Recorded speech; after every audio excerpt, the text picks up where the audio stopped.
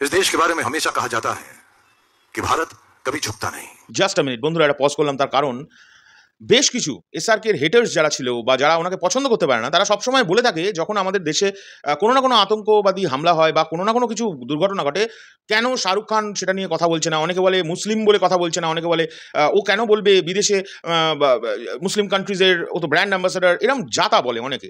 একটু লক্ষ্য করে দেখো। আচ্ছা, অনেকে এটাও বলে যে ও ইন্ডিয়া বিরোধী।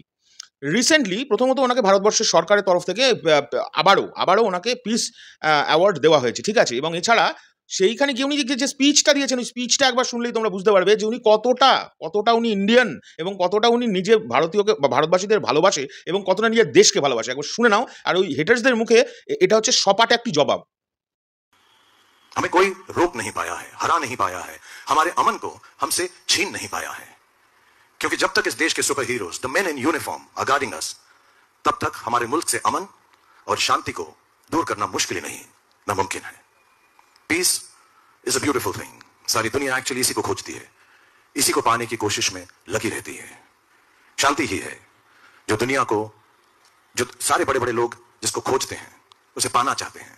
शांति से खूबसूरत कुछ नहीं, क्योंकि शांति से ही विचार जागते हैं, बेहतर सोच जागती है, बेहतर रास्ता दिखाई देता है, नए आइडियाज दर्शाए जाते हैं।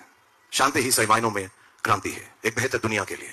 तो चलिए हम सब मिलकर शांति की ओर कदम बढ़ाएं, अपने आसपास जात पात भेदभाव तेरा मेरा भूलकर इंसानियत के रास्ते पर লাইনটা বলছেন দেখো, ताकि देश की शांति के लिए हमारे वीरों की शहादत व्यर्थ न जाए। If we have peace amongst us, nothing can shake India, nothing can defeat India, and nothing can break the spirit of us Indians. Jai Hind. Joy Hind.